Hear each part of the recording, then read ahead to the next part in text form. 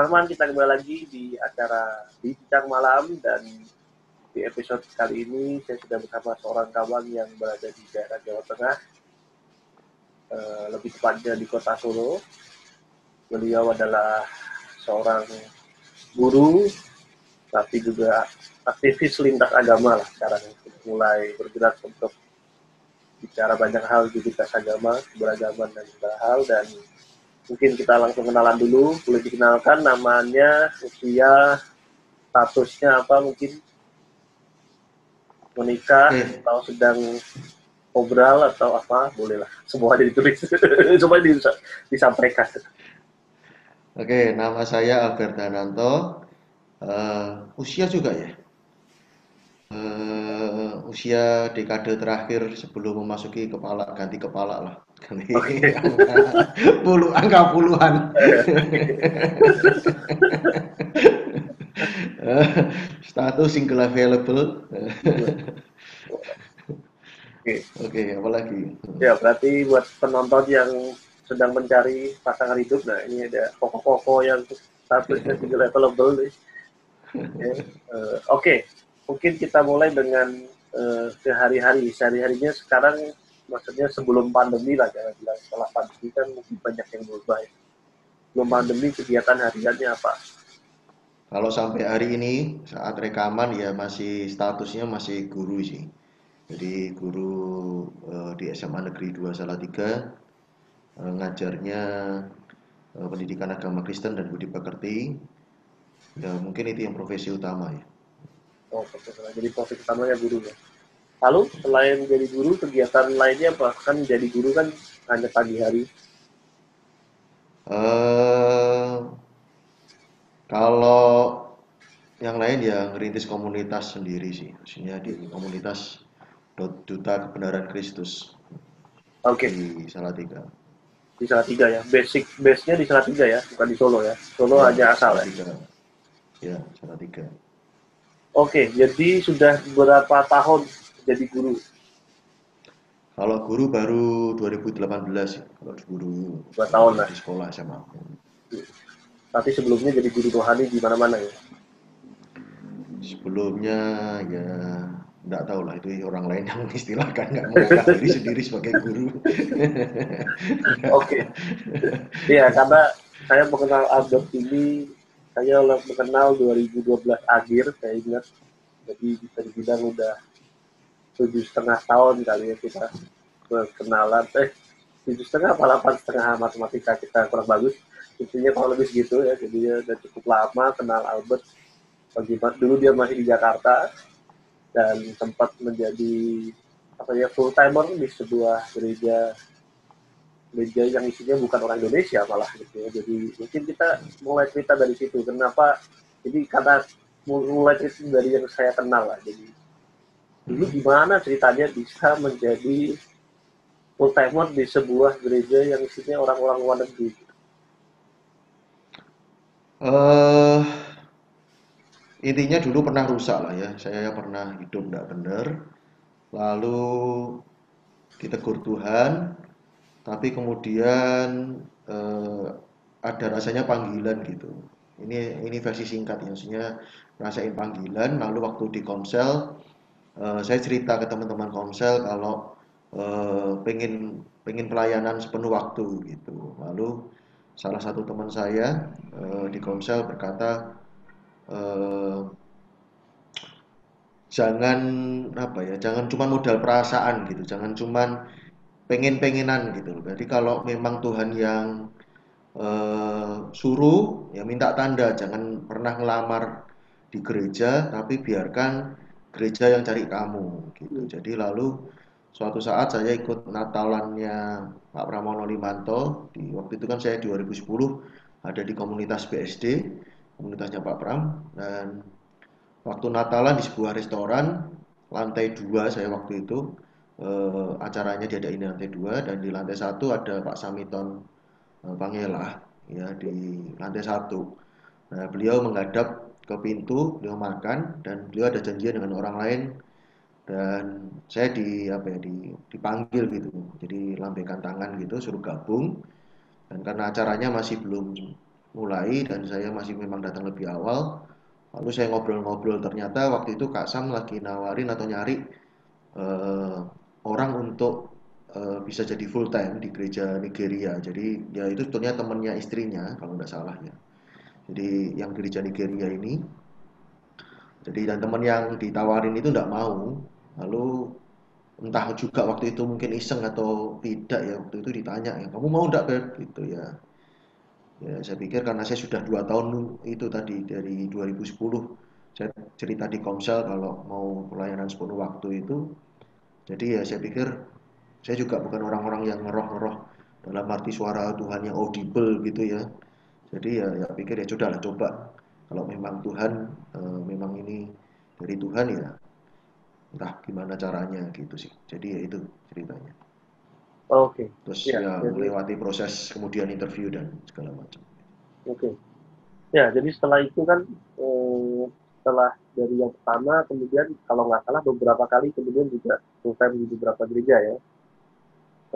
Entah jadi koordinator, entah jadi gembala youth atau segala macam gitu ya yang gua tahu gitu. Nah, lalu gimana ceritanya kemudian malah masuk ke dunia pendidikan kan, eh, ini dari dunia dari rohani gereja lalu kemudian langsung muter 180 derajat ke sekuler malah jadi guru, apa yang membawa ke sana? Em, Sebetulnya nggak jauh beda sih, hanya masalah tempat dan lebih formalitas saja. Cuman kalau saya dulu kan dari dulu panggilannya di remaja, jadi kalau sekarang masih ngajar di SMA ya nggak jauh beda.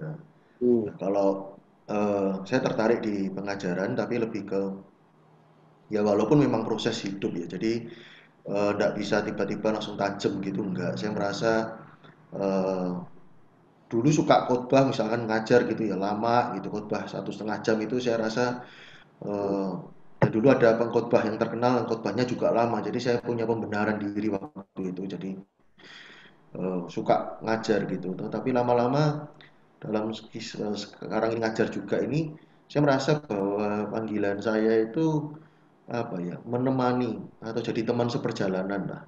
Jadi banyak orang kalau sukses itu teman gampang, tapi kalau dalam merintis sesuatu, lagi memulai sesuatu, dan saya pernah ngerasain di situ. Jadi tidak banyak orang mau jadi teman gitu. Nah, saya rasa anak-anak remaja gitu tuh banyak yang masalahnya masalah apa ya, kepercayaan diri, nggak didukung keluarga, konflik komunikasi dengan orang tua juga karena satu pengen cita-citanya ini. Dan itu kan sudah biasa ditemukan di pelayanan-pelayanan. Jadi di pelayanan istilahnya juga khotbah, ngajar, dan saya juga waktu setelah lulus kuliah kan sempat diriin lembaga training. Lalu waktu waktu pelayanan pun sejak tahun 2013 mungkin ya. Saya sudah tidak terlalu pengen khotbah gitu. Saya maunya istilahnya tanda kutip ikat kontrak gitu. Kalau gereja-gereja yang keras, gereja yang percaya, saya lebih suka menemani di jadwal rutin, lebih suka melatih orang gitu. Jadi kalau teori apa ya, berbicara itu mungkin bukan speaker ya, tapi lebih ke trainer. Itu Hmm. lebih ke melatih orang, lebih ke workshop gitu ya istilahnya kalau bahasa-bahasa training. Jadi bukan yang atau coach gitu ya, bukan yang public speaking yang motivator gitu ya. Gitu. Jadi menurut saya tidak terlalu jauh beda lah antara pelayanan dan apa yang sekarang saya tekuni ini. Jadi masih masih dari sisi usia saya memang lebih suka remaja, terus apa ya, lebih suka jadi teman ya, teman curhat. Makanya dalam sekolah pun saya sebenarnya nerabas peraturan, salah satunya saya tidak mau dipanggil Pak gitu, saya masih mau Hmm. dipanggil Kak gitu ya. Ya Hmm. kedua juga karena alasan single gitu, masih supaya tidak terlalu kelihatan tua gitu. Dan umurnya Gitu umur sih. seharusnya cocok jadi anak ya Mas Kuda. Ya ada murid sih bantah. Ya nggak bisa toh Pak, Bapak aja usianya sudah hampir sama dengan Bapak saya gitu. Iya. Sudah nggak jauh beda. Sekarang mau ditanyain adalah yang menarik dari yang saya mengetahui Albert dari sosial media, dari kita mungkin sekali update di eh, chatting gitu ya, bahwa Albert banyak melakukan kegiatan-kegiatan yang sebenarnya kalau tadi menabrak aturan dalam pendidikan pun saya lihat cukup menabrak aturan. Padahal pelajaran agama Kristen, tetapi eh, tugas-tugas yang diberikan malah ternyata lintas agama, turun ke masyarakat, yang mana secara di sekolah hal-hal itu biasanya jarang dilakukan. Apa dasar pemikirannya? Dari mana dulu nih? Lintas agamanya atau nabrak aturannya? Nah, keduanya kan kayak misalnya di kegiatannya anak-anak disuruh anak-anak disuruh apa disuruh ke agama lain mencari tahu lalu disuruh menceritakan kehidupan gitu kan dan itu kan biasanya kalau pelajaran anak sekolah kan nggak begitu pelajaran agama ya sudah ada bukunya ikutin buku lalu Eh, eh, menjelasin tokoh-tokoh Alkitab yang dari dulu ya begitu aja gitu. Nah, kenapa Albert mencoba merubah itu dengan style sendiri? oke. Eh, Sorry tak pisahin dua hal ya, karena eh, saya saya keluar dari kebiasaan tapi tidak berarti harus selalu lintas agama sih. Hmm. Artinya murid tidak selalu dibawa ke lintas agama, enggak. Tapi kalau dalam artian tugas-tugasnya apa yang dikerjakan di kelas, mungkin saya agak yang unik gitu ya, walaupun tidak berani bilang begitu juga karena mungkin informasi saya terbatas. Hmm. Saya pikir juga banyak guru yang kreatif hari-hari ini. Eh, Ya memang secara khusus di pendidikan agama, eh, saya berpikirnya gini sih, bahwa sama seperti yang mungkin para pengamat pendidikan, ahli-ahli pendidikan atau menteri pendidikan kita, yang penting itu sekarang kan bagaimana cara belajar, bukan apa yang dipelajari. Ilmu banyak, gitu. Kita ini kan berlimpah data, ya informasi, tetapi butuh literasi, digital literasi dengan istilahnya gitu. Nah, jadi termasuk dalam hidup itu. Lalu saya melihat bahwa ketika Yesus sebagai teladan kita, guru yang agung itu kan juga caranya tidak hanya di kelas gitu, tidak hanya hanya ngajar ngajar, tapi juga ngajar praktek gitu. Jadi tidak hanya di kelas saja. Nah, contoh yang saya pengen gitu, anak-anak muda itu karena saya cuma ngajar 3 tahun. Nah, saya kemudian menyederhanakan, saya tidak mau muluk-muluk, tidak pasang target besar. Saya hanya pasang target 3 aja, karakter kurikulum hidden kurikulum saya gitu ya. Jadi yang pertama itu care, peduli, yang kelas 11 atau kelas 2 SMA itu courage ya, jadi berani. Yang ketiga itu eh, kreatif, jadi 3C gitu, peduli, berani, kreatif.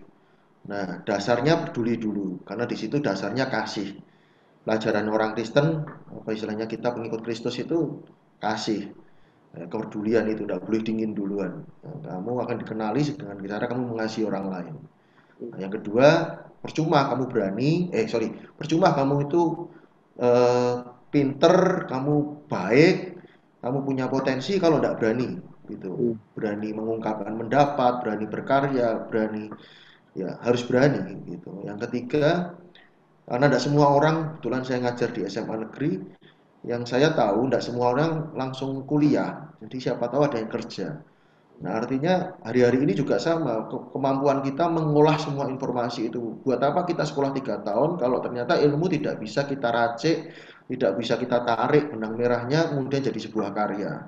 Hmm. Jadi yang kelas 3 ujian prakteknya ya kamu harus bikin karya gitu. Saya sudah tidak mau kayak mimpin pujian, khotbah. Saya mau nilai apa? Kalau nilai nyanyi ya itu sudah ada di guru seni gitu. Kalau mau khotbah mereka tidak diajari hermeneutik, tidak diajari homiletik. Kita akan hanya jadi mencetak apa orang-orang yang pinter ngomong gitu loh. Lalu kalau nyanyi kan biasanya nggak bisa nilai hatinya. Jadi buat apa gitu. Jadi Hmm. buat saya dan gereja terlalu banyak slogan, terlalu banyak apa ya moto atau apa ya judul-judul acara yang jadilah garam, jadilah terang. Tapi buat saya sudah ada waktunya lagi lah ngomongin khotbahin garam terang itu udah hafal lah, jadilah garam jadi terang jadi jawaban gitu. Jadi buat saya karya yang harus mereka kerjakan saya latih dari kelas 10 ada proyek itu adalah mereka harus jadi problem solving gitu, harus punya karya yang problem solving gitu. Mau jadi jawaban buat dunia gimana kalau nggak tahu soalnya. Ya. Jadi saya bikin tahapan yang kelas 10 cari masalah di sekelilingmu. Masalahmu apa? Bikin proposal ke saya. Solusinya apa? Yang kelas 11, nah itu solusinya dikerjakan rame-rame. Saya mau ngelatih yang berikutnya adalah kolaborasi Hmm. gitu. Karena apa, kalau kelas 10 ya tugas kelompok, tapi kalau kelas 11 tugasnya satu angkatan. Hmm. Saya benturkan ke mereka, ngatur waktu rapatnya bisa nggak? Itu hal kecil sih, gitu, ngatur rapat, nanti siapa yang dominan, ya itu biarkan terjadi konflik-konflik di antara mereka. Hmm. Jadi nah, siapa tahu mereka nggak mau kerja kelompok, mintanya kerja sendirian, ya saya biarkan. Atau mereka juga boleh nawar sama saya. Kalau tugas nggak mau ya boleh nawar sama saya. Gitu. Hmm. Jadi saya berikan kebebasan harus berani kelas 11. Yang kelas 12 ya tadi kreatif, karya, jadi itu. Lalu kalau untuk lintas iman, lintas agama, eh gimana ya? Saya ngelihat bahwa atau saya sendiri ngalami sih, ngerasain gitu. Sedih dengan guru yang S2 gitu ya. Tapi bukan hanya ngajarin soal radikal agama. Kalau radikalis agama buat saya masuk akal. Karena kita pelajari gitu loh. Yang kita bisa milih, saya bisa menerima radikalisme agama. Gitu. Tetapi yang saya tidak lebih bisa tidak apa ya, tidak bisa terima itu rasis gitu loh. Itu logikanya buat saya sampai hari ini tidak bisa masuk. Kita tidak bisa milih di keluarga mana, kita tidak bisa milih suku apa, tapi kalau kemudian rasis dan itu guru, nah itu buat saya wajah bangsa ini ke depan itu mengusik mengusik apa ya? Ya saya Ya. bukan merasa tokoh apa nasionalisme atau apa enggak sih. Saya buat saya enggak terima aja gitu loh. Kita ini saya berteman dengan orang lain, saya berteman dengan siapapun kemudian dirusak hanya karena rasis. Itu aja sih pertimbangan sederhananya dan gimana kita bisa kenal kalau kita tidak pernah berjumpa, ruang jumpa. Artinya kita mau memahami perbedaan gimana kalau kita tidak pernah bertemu. Nah, kemudian apa ya kegiatan-kegiatannya masih sederhana sih, jumpa dengan lintas iman itu kan supaya ada ruang temu. Itu aja sih. Ya. Ya. Oke, ada ruang temu lintas iman yang menarik. Nah, tadi kalau yang boleh tahu kelas 12 kan kreatif. Kreatifnya itu eh, karya kreatif seperti apa tentu yang pernah dihasilkan? Ya, minta maaf ya kemudian karena ini pernah kita diskusikan dan saya masih belum ketemu titik temu dengan apa ini panggilnya Bung atau Bro Sony. Iya, iya. uh, tapi saya nyoba terus terang, nyoba. Jadi walaupun mungkin dari sisi pendidikan bisa diperdebatkan, dari sisi akademis, dari sisi proses bisa diperdebatkan. Uh, Contohnya ya mereka harus harus bikin sesuatu dari potensi mereka. Kalau mereka sukanya musik, sukanya band, ya boleh gitu, ciptain lagu. Hmm. Kalau nggak berani ciptain lagu ya, yuk kita keluar. Jangan cuma jadi jago andang di gereja, jangan cuma minta saya tampil di gereja, apalagi di gerejamu sendiri. Ya. Saya nggak mau gitu. Lalu tiap tahun saya tingkatkan sih. Waktu pertama tahun kali kali pertama atau tahun pertama saya ngajar ya saya nggak bisa nuntut macam-macam kelas 12 baru ketemu saya setahun. Jadi eh, saya agak beda gitu masih boleh lah bakti sosial, Hmm. aksi Hmm. sosial boleh. Tapi kemudian yang tahun ini saya ubah gitu. Jadi kalau misalkan ke panti asuhan, saya tidak mau lagi ini ngomong yang lain ya, sisi yang lainnya juga ya jangan cuman bantuan sosial buat anak-anak panti, tapi karyamu apa, potensimu apa. Kalau kamu Hmm. bisa nyanyi, ya ajari anak-anak panti ini nyanyi, tapi Hmm. jangan cuma ngajari nyanyi, tapi cari sampai mereka bisa tampil. Kamu Hmm. IO-nya gitu. Jadi saya pengen maksimal gitu. Jadi Hmm. ada negosiasi dengan saya, mereka bikin proposal, lalu negosiasi. Atau yang lain ya pernah saya bawa kalau modelnya sekelompoknya nggak pede gitu, orang-orangnya malu-malu. Ya Hmm. tak bawa aja ke jalanan keliling kita ngamen gitu. Hmm. Hmm. Gitu ya, ya bikinlah sesuatu yang kamu nggak pernah bikin gitu. Jadi Ya. mumpung gitu kesempatan kamu ada kesempatan seperti ini ambil gitu, berani berani ambil enggak gitu sih. Ya. Ya. Ya. Menarik, menarik. Ya, jadi berarti yang waktu itu Bu Albert pernah share musik video di Instagram itu kelas 12 berarti ya? Yang karya anak kelas 12. Ada yang kelas 12, ada yang kelas 10, ada yang kelas 11. Kelas 10 yang tadi mungkin problem solving sih. Nggak tahu Oh, Instagram mana yang dilihat. Oke. iya, iya, iya. Iya, perlu. Instagram lu lah. Maksudnya yang foto-foto yang mana? Ya, oke. Terus, eh, Lalu bagaimana mempertanggungjawabkan itu semua, atau bisa dikatakan bagaimana kan kurikulum kan sebenarnya sudah ada buku pelajaran, sudah ada dalam setiap sekolah pasti juga punya target, punya kita arahnya ke sini. Nah, kita Albert melakukan ini kan mungkin bisa jadi tidak sejalan dengan kurikulum atau target 100% gitu kan, bisa jadi ini berbeda gitu ya. Nah, bagaimana Bro Albert kemudian menginput itu dalam nilai yang sesuai dengan kurikulum yang mengconvert hal tersebut. Eh, Kalau menilai agak beda sih ya. Tapi kalau soal soal kurikulum gini, kurikulum itu kan dibagi istilahnya ujungnya dulu itu punya profil. Jadi profiling dengan belajar 3 tahun ini diharapkan anak Kristen jadi apa itu harusnya dari penyusun kurikulum kan ada. Ya. Lalu di prakteknya itu ada 3. Kelas Hmm. 1 itu misalkan SMA, kelas 10 itu bicara soal pribadi, kelas 11 bicara soal keluarga, kelas 12 bicara soal kebangsaan sebenarnya, HAM, demokrasi. Hmm. Nah, lalu dari situ di setahun ya akan bicara itu aja. Kelas 11 itu dari awal 1 semester 2 semester itu bicara soal keluarga. Hmm. Nah, yang buat saya heran itu ya maaf kata ya. Makanya kalau ini sekalian dilihat, insya Allah gitu, semoga dilihat ya pemangku ini kebijakan gitu. Saya melihat bahwa terjadi pengulangan. Hmm. Ya, materi-materi itu hanya pengulangan demi pengulangan, kalimat pendek intinya lah, paragraf itu bisa singkat tapi dibuat panjang. Saya Ya. baru-baru ini kaget menemukan buku pelajaran kelas SD itu 200 halaman. Dan Ya. itu tulisan gitu loh. Lalu contoh-contohnya lagi kan belum belum tentu Indonesia. Jadi saya bisa ngajar bahan 1 semester dalam kurang dari setengah semester. Jadi Ya. saya tidak mengikuti lagi silabus dalam arti, oh ini materi bab ini harus diajarkan sekian kali pertemuan. Ya Ya. terus terang saya lawan itu sih. Itu Ya. kenapa bisa dalam sekali pertemuan sehingga sisanya saya bisa selipkan materi-materi yang lain. Kalaupun memang harus disampaikan karena pelajaran itu topiknya menarik, ya saya akan menambahkan contohnya remaja dan cita-citanya. Nah, itu saya Hmm. akan kupas sesuai dengan jam pertemuan. Tapi saya ada materi sendiri yang saya sisipkan sih. Gitu. Kalau penilaiannya, nah ini bicara soal penilaian agak berbeda juga karena ya maaf ini mungkin juga karena saya juga tidak ada beban habis ini. Jadi eh, jujur saya tidak pernah bikin eh, bukan tidak pernah bikin ujiannya tapi TTS TAS itu ya tengah semester mid semester atau ujian Hmm. akhir semester saya tidak ikut aturan gitu. Hmm. Jadi kalaupun dipaksa, saya dipaksa sih Hmm. bikin pilihan ganda. Hmm. Maka yang saya lakukan adalah seminggu sebelumnya saya kasih soalnya anak-anak. Saya suruh ngerjakan di depan saya, nanti Hmm. di akhir pertemuan saya kasih kunci jawaban. Buat saya tidak mendidik sama sekali pilihan ganda.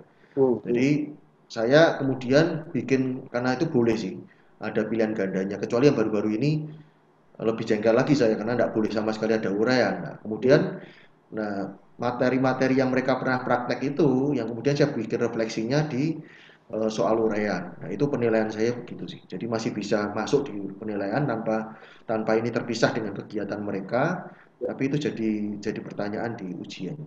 Ya. Ya. Ya.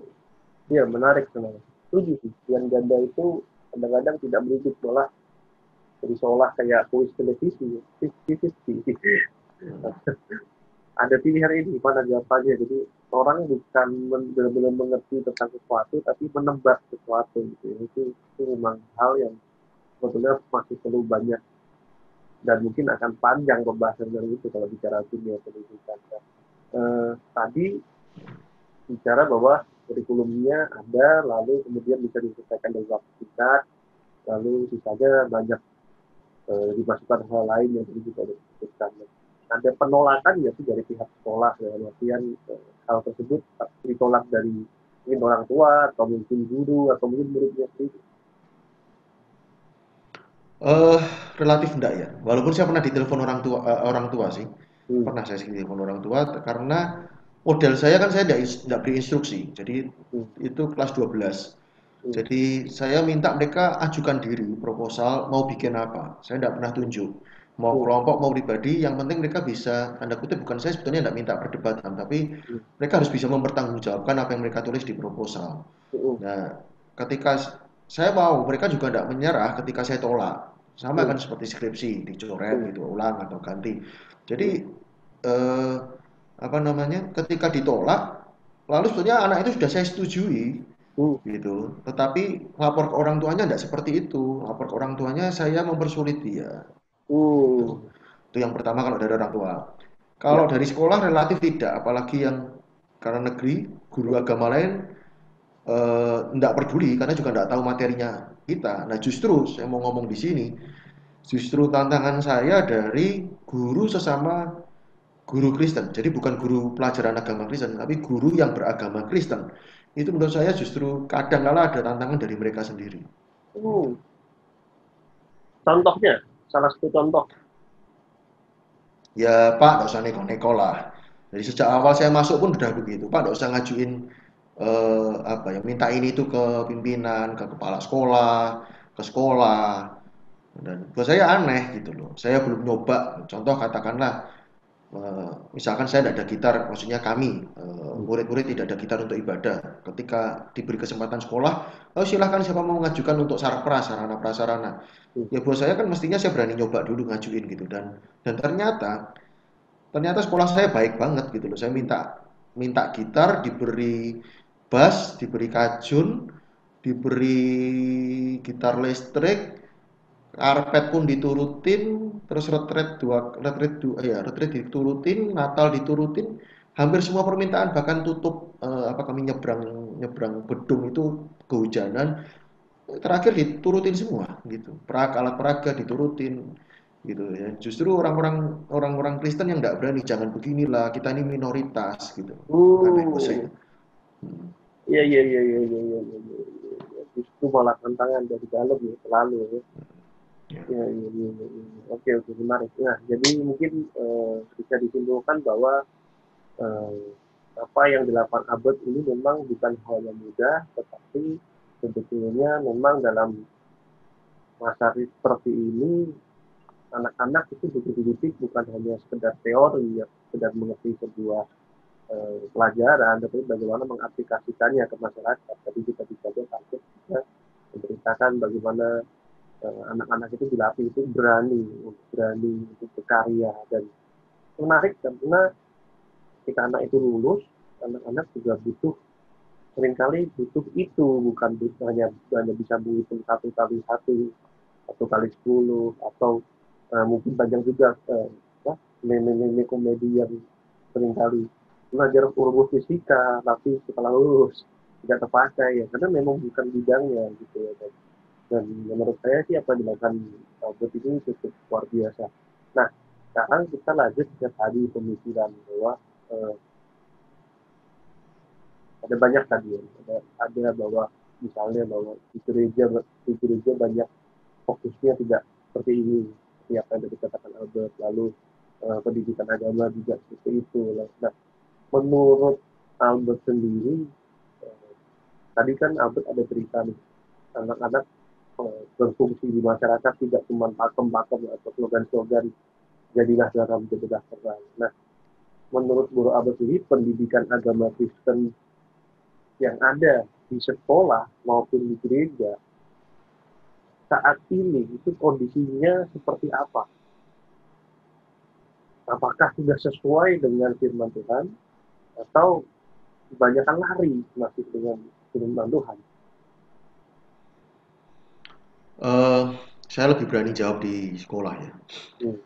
Lebih berani apa ya, saya percaya diri untuk tentang yang di sekolah. Problemnya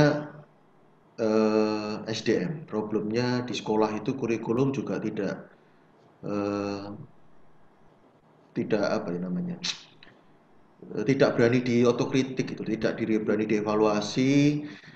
Tadi sempat nyebut tentang berani. Saya sebetulnya juga enggak berat-berat atau enggak punya merasa sampai yang orang jadi orang yang sangat berani juga enggak sih. Hmm. Sebenarnya sederhana aja contoh ya. Sekarang ini kayak Google Form gitu ya atau Microsoft keluarin untuk ujian gitu. Itu kan Ya, pilihan ganda. Pilihan ganda sebetulnya bisa bisa banyak model, bisa skala, bisa betul salah, bisa ya, jawaban boleh dari satu, Dropbox. ya. Nah, itu kan sebetulnya memungkinkan, tapi kita itu aja enggak, maksudnya terlalu terlalu apa ya, nggak mau keluar dari rasa nyaman, nggak mau berpikir, nggak mau Hmm, hmm, mengevaluasi diri, nggak mau maju.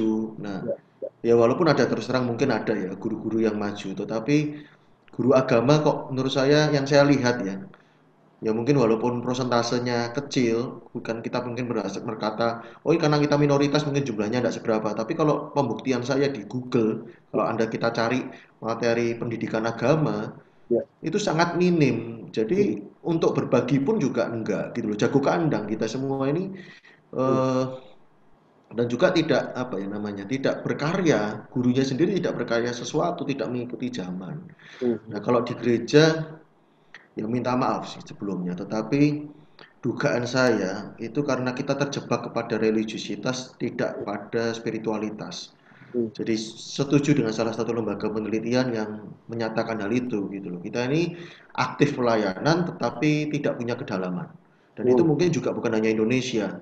hmm, Baru-baru berapa tahun yang lalu saya ikut seminar juga, pembicaranya dari luar, hmm, sama sih membahas apa namanya, persoalan ini gitu. Jadi aktif gitu ya, kita hanya masalah ibadah gitu, IO, event ibadah di gereja, hmm. tetapi kehilangan kedalaman spiritualitas gitu Ya, dengan kita ya. dengan Tuhan.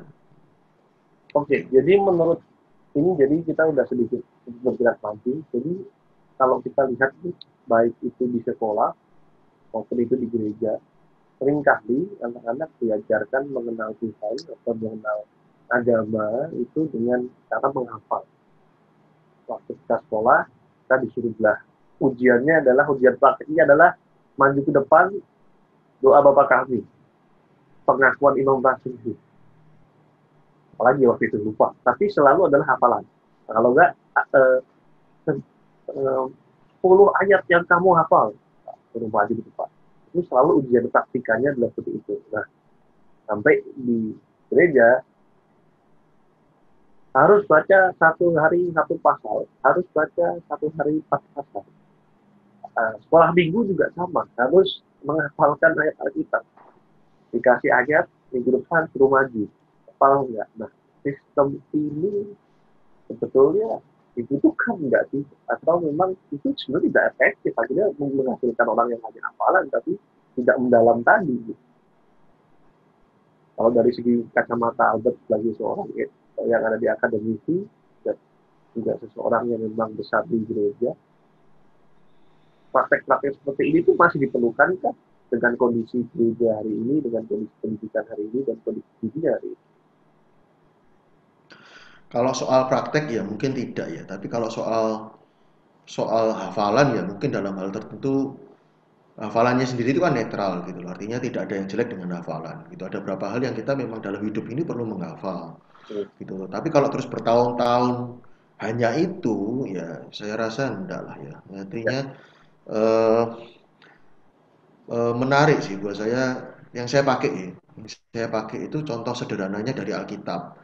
Itu kan sudah jelas ketika Yesus umur 12 tahun ketinggalan di bait Allah, itu kan Yesus di tengah-tengah alim ulama. Jadi ya, diskusi gitu. Yang makanya Ki Hajar Dewantara waktu saya kaget ketika menemukan foto taman siswa, bahwa ya, konteks kindergarten, taman, dan mereka kemudian duduk bareng gitu, yang sekarang juga diadop oleh beberapa kelompok yang berasrama ya. dan di agama lain, itu melingkar gitu, Hmm, bukan hmm, bukan satu arah. Itu mungkin juga filosofi kurikulum 2013. Lalu ya. di situ kan bertanya jawab dengan alim Diskusi. ulama, diskusi gitu, Ya, tanya jawab. Jadi ada kemampuan mendengar, ya. menjawab, memberi pertanyaan, lalu juga terinspirasi. Jadi harus ada muncul, kita belajar apa setiap hari, rahmatnya baru setiap hari, berarti kan juga belajar sesuatu yang baru. Nah, Ya, ya. pendidikan atau pembelajaran itu harus bisa menemukan itu, kita belajar apa sih hari itu.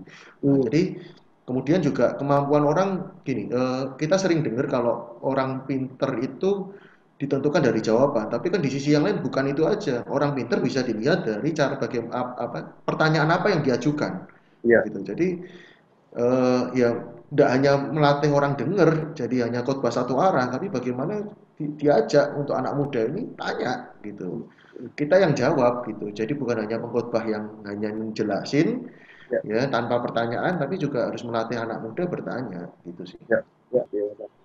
menurut Albert nih, dengan apa yang sudah dilakukan, ya kan yang Albert lakukan ini kan tadi berkomunikasi juga dengan orang tua.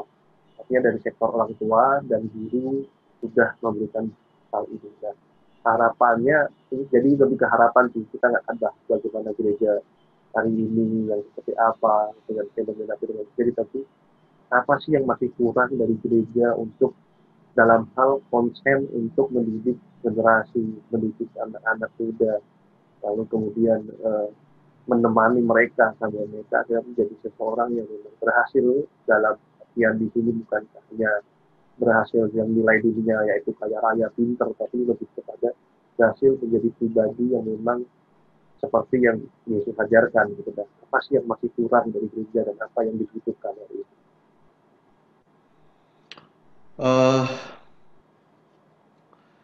Eh, saya tidak bisa berani bilang ini objektif, tetapi subjektif ya. Artinya Ya, ini memang dari saya melihat dan saya merasakan kalau boleh sih. hmm, Saya ini hari-hari ini kemarin ini kok tiba-tiba jadi baper gitu loh. hmm, Apa ya? Terharu sekali. hmm, Saya belum ketemu istilah yang tepat untuk mempersonifikasi saya gitu. ya, Saya ya, gambarkan diri saya seperti apa, tetapi hmm, saya tuh pengen gini loh. Di gereja itu ada orang-orang yang seperti juri di God's Talent hmm, gitu, yang menekan golden buzzer itu loh. hmm, Itu kan buat saya luar biasa ketika dia tahu betul, dia punya sense. Tidak berani jaminan sih yang dilihat itu sukses atau enggak. hmm, Gitu. Tetapi dia punya sensi juri ini suatu saat bakal orang hebat, ini artis hebat, ini talent bener gitu loh. Sehingga hmm, dia berani gunakan hak veto yang satu kali saja tiap musim kalau enggak salah ya. hmm, Itu satu kali aja untuk dia berikan itu, dan itu membawa orang yang diberi golden buzzer itu melompat levelnya, ya, lompatan. Nah, hmm, nah itu yang saya rasa perlu. Jadi melihat orang jangan sebagai angka. hmm, Gitu, the spirit angka dan apa lagi hari-hari ini percuma gitu loh kalau maaf ya. Kita ini hanya pindah dari offline ke online yang ujungnya angka lagi.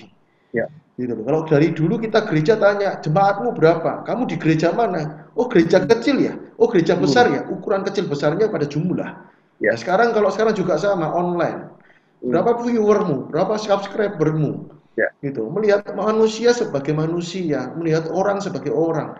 Yang melihat Tuhan, bagaimana melihat orang itu sebagaimana Tuhan melihat mereka gitu. ya, ya, Dan saya sangat diberkati dengan ayat gitu loh, apa ketemu harta mutiara terpendam dan dia jual ladang.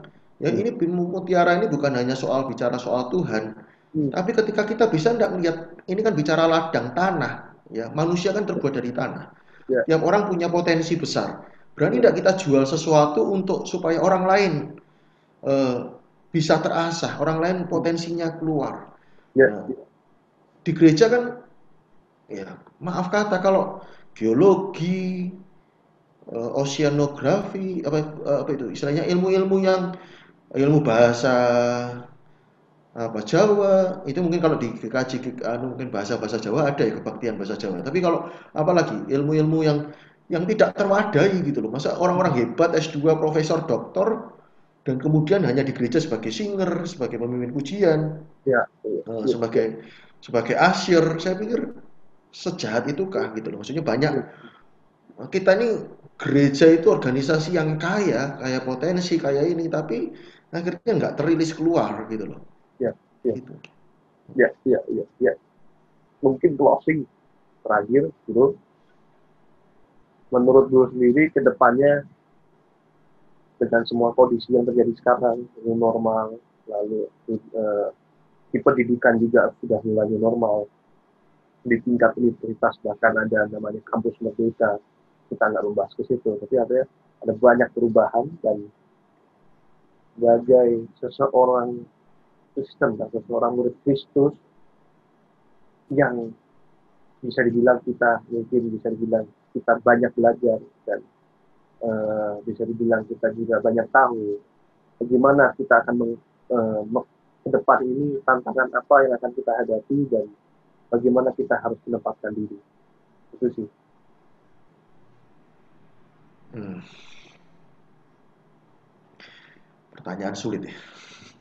babnya babnya kan masa depan sama-sama belum masuk. Iya.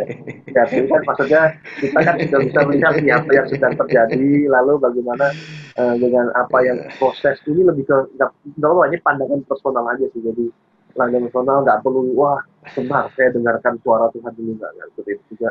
Maksudnya tidak tapi semua justru orang audible kan. Tapi lebih ke ini sih, lebih ke menurut proses hidup yang terus alami, lalu bagaimana tuh melihat pandangan Tuhan terhadap hidup itu selama beberapa tahun sampai umur sekian, lalu masuk ke dunia pendidikan dan dulu juga lama di dunia rohani, maksudnya di pekerjaan. Nah, ke depan ini dari semua fenomena yang sedang terjadi, anak muda itu harus bersiap apa menurut gue? Selain oke. tadi kan menarik nih ada dibahas kayak nggak ngomong angka lagi, lalu dalam pengajaran juga Guru Albert kan juga eh, membawa anak-anak ini untuk bisa beraplikasi di masyarakat, tapi jadi tidak cuma ketika tahu pinter belajar, tetapi di luar juga terpakai. Nah, ini ke depan ini menurut bro akan ada tantangan apa lagi dan seperti apa? Oke, saya ngambil kata kuncinya tadi kalimat pertama sih tentang sebagai anak Tuhan. Ya, Kalau sebagai anak Tuhan, sebagai hamba Tuhan, sebagai tadi orang Kristen itu, saya justru melihat gini, eh, kita ini sekarang ini, kemarin-kemarin ini kalah semua gitu. hmm, Kalahnya tuh apa? Menurut saya sampai hari ini masih mempercayai yang pertama takdir atau kodrat kita itu kita ini manusia roh ya, yang punya jiwa tinggal di dalam tubuh. ya, Gitu. Yang kemarin kita sempat diskusikan itu. Jadi mau tidak mau kita harus menyadari roh itu nyata. ya, setuju. Gitu. Ya, Kalau kita bisa mempercayai kemarin kita diskusikan itu mempercayai kuasa gelap itu nyata ya semestinya kita juga harus mempercayai roh Tuhan itu nyata gitu. yes, ya, Nah, yang salah ini kan pada eh, prakteknya gitu, ya, yang kita sebut ngeroh dan apa. Tapi buat saya ngeroh itu normal dalam ya, konteks karena kita harus kembali kepada roh. Artinya, nah kalau kita ke depan ini, saya mempercayai apa yang ditulis Alkitab. Karena saya Kristen, saya mempercayai Alkitab itu ya dan amin. ya, Artinya Tuhan tidak akan bergerak di luar apa yang dikatakannya. Jadi kalau kita mau tahu masa depan ya kita harus tahu dari apa yang kata Tuhan di firman Tuhan. ya, Nah, jadi menurut saya ya harus connect dengan Tuhan. Nah, yang lemah atau tadi kalau bicara soal gereja adalah gereja kehilangan kuasa, hmm, gitu. Ya, gereja kehilangan kuasa, makanya ndak heran kemarin ada rame di sosmed kan, mana gitu, hmm, hmm, gitu. Yang selama ini KKR kesembuhan mana gitu. Buat ya, saya tidak mau pada perdebatan yang di pihak siapa, tetapi itu ya, sebetulnya suara hmm, mempertanyakan kuasa, ya, kuasa kuasa Tuhan, kuasa gereja, ya, gitu. Jadi dan itu terjadi kalau kepala dan tubuh bersama-sama gitu. Nah, itu yang pertama itu sih. Kalau yang berikutnya kompetensi atau apa, mungkin dunia sudah banyak teorinya, tapi yang berikutnya soal belajar gitu. Soal belajar ya yang pasti banyak orang kan sudah ngutip itu, banyak orang ngutip kepada apa namanya? Yang pasti dalam hidup ini adalah perubahan itu sendiri kan gitu. Jadi ya kita harus siap dan tadi yang saya kutip dari ayat firman Tuhan setiap hari baru rahmatnya gitu. ya, ya, ya, Jadi kalau Tuhan baru setiap hari, artinya harus ada hal-hal baru yang kita pelajari. Jangan pernah berhenti untuk belajar. ya, Tantangannya itu sih. Jadi eh, ya mungkin bahasa-bahasa gaul sekarang mewakili sih. hmm, Ya hmm, piknikmu kurang jauh lah, gitu ya, istilahnya gitu ya, kan. ya, ya, Harus ya, harus buka wawasan, buka ya, pemandangan. Yang berikutnya eh, mungkin sekalian karena tadi itu terakhir ya, karena buat saya bicara soal tadi mentor dan segala macam bicara soal saya punya istilah lingkaran sehat hmm, gitu. Jadi mesti punya mentor atau saya sebutnya board of director.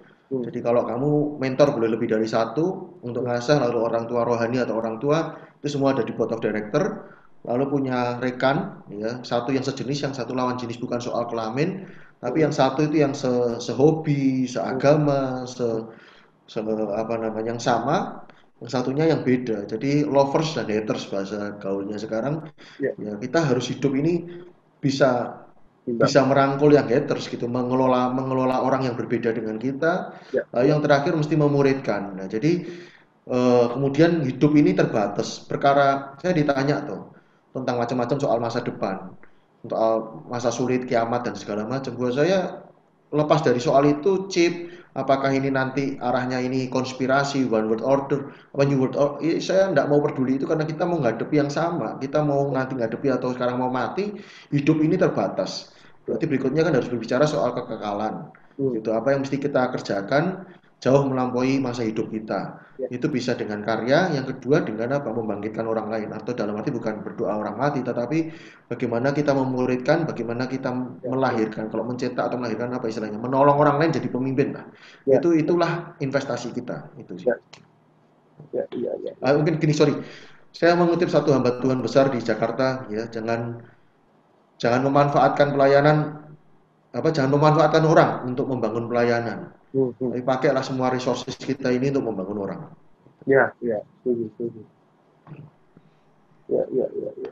Oke, terima kasih Bro Albert untuk sharing-sharingnya pada bincang malam ini, dan buat teman-teman yang tertarik untuk lebih tahu Albert seperti apa, nanti ada Instagramnya yang saya tampilkan, dan teman-teman bisa melihat aktivitas beliau yang cukup luar biasa di dunia pendidikan yang dia perjuangkan hari ini. Dan buat teman-teman yang suka dengan acara ini, boleh di like, boleh di subscribe, di share ke teman-temannya supaya kita dapat terus membuat acara ini berjalan. Dan terima kasih Bert. Ya, thank you. Dikasih Thank kesempatan you. juga. Thank you Ya, banyak. terima Boleh kasih. berbagi. Dan semoga sehat selalu dan keluarga di sana. Ya. Salam buat orang tua.